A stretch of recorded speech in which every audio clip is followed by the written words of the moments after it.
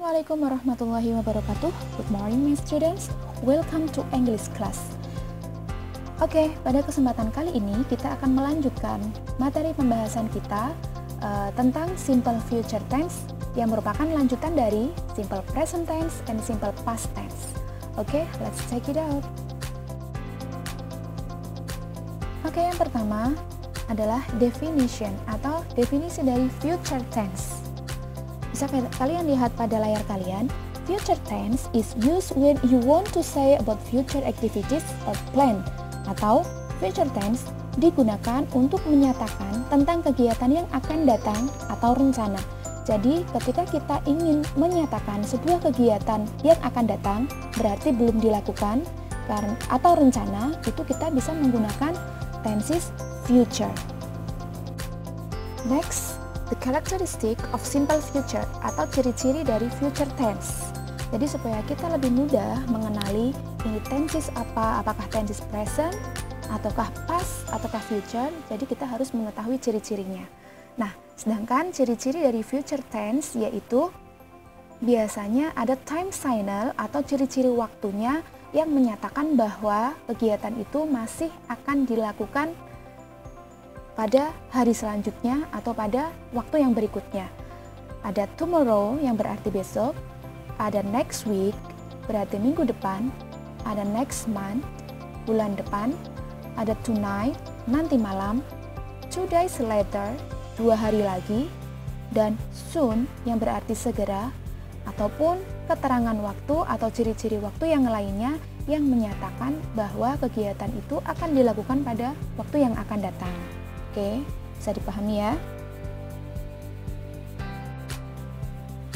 Oke, yang selanjutnya adalah language structure of future tense atau struktur bahasa dari sebuah kalimat future.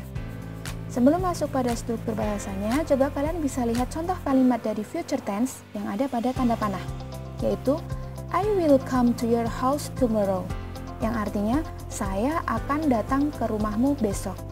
Kalimat saya akan datang ke rumahmu besok itu berarti kalimat kegiatan yang akan dilakukan besok. Pada saat berbicara sekarang, itu kegiatan datang ke rumahmu belum dilakukan. Nah, ini yang dimaksud tentang future tense atau kalimat untuk menyatakan kegiatan yang akan datang atau sebuah rencana. Jadi, pada saat berbicara, kalimat itu belum dilakukan atau kegiatan itu belum dilakukan karena masih rencana.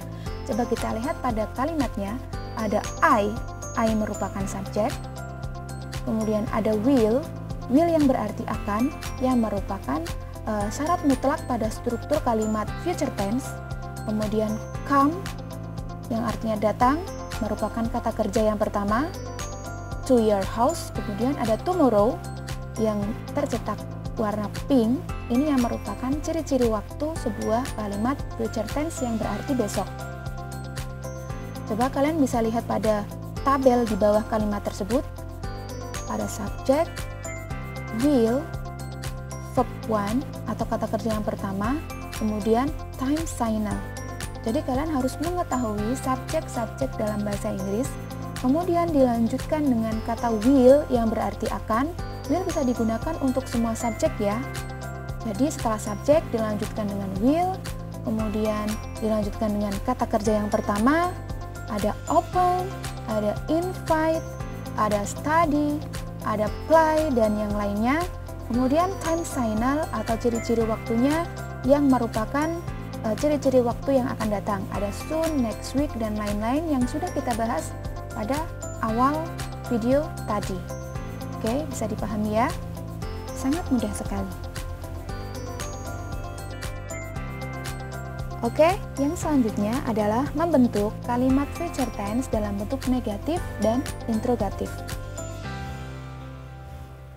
Sebuah kalimat tenses itu biasanya ada kalimat positif yang berarti akan, kemudian kalimat negatif yang berarti tidak akan, atau kalimat interrogatif yang berarti kalimat tanya. Nah, coba kita bisa lihat pada contoh kotak yang pertama. Di situ ada P yang merupakan kalimat positif, ada N yang merupakan kalimat negatif, atau ada I yang merupakan kalimat interrogatif yang merupakan kalimat tanya. Kita lihat di contoh yang pertama, kalimat positifnya adalah we will study English tomorrow, atau kita akan belajar bahasa Inggris besok.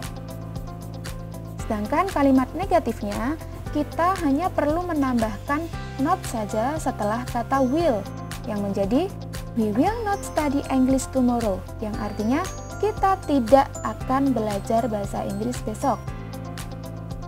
Sedangkan untuk kalimat interrogatif atau kalimat tanya, hanya meletakkan will di depan kalimat.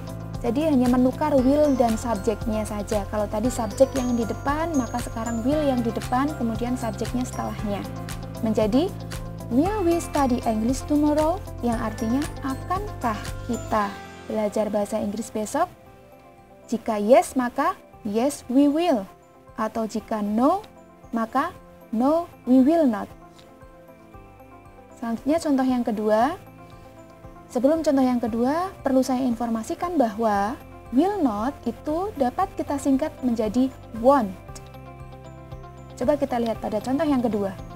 Kalimat positifnya adalah they will play football next Sunday, yang artinya mereka akan bermain sepak bola minggu depan.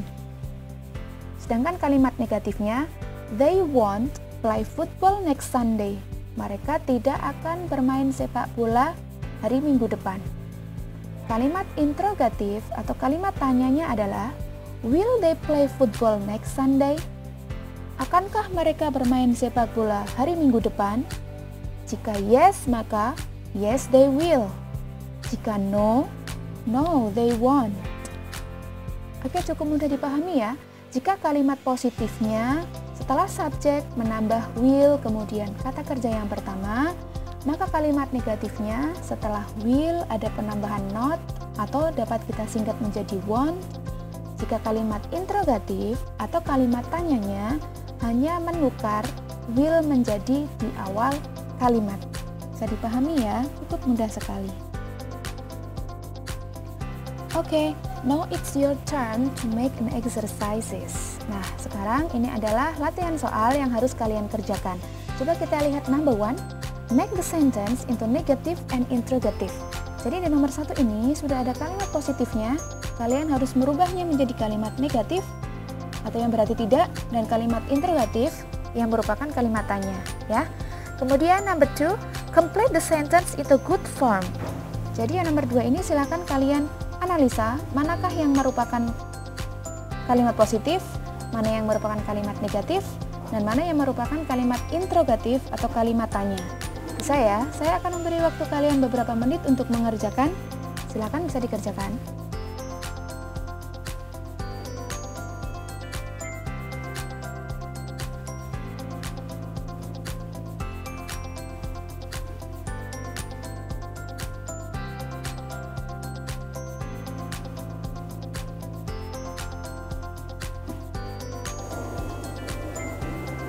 Oke, cukup ya. Jika waktunya kurang, kalian bisa pause videonya dan dilanjut untuk mengerjakan.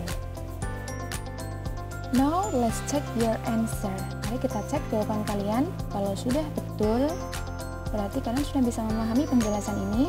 Tapi jika ada yang masih belum betul, kalian masih harus latihan lagi ya, atau silakan bisa diulangi untuk melihat video penjelasan ini. Oke, number 1. Tadi kalimat positifnya adalah she will cook our lunch soon. Nah, kalimat negatifnya hanya menambahkan not setelah kata will menjadi she will not cook our lunch soon. Dan untuk kalimat interrogatifnya merubah will menjadi berada di depan kalimat menjadi will she cook our lunch soon.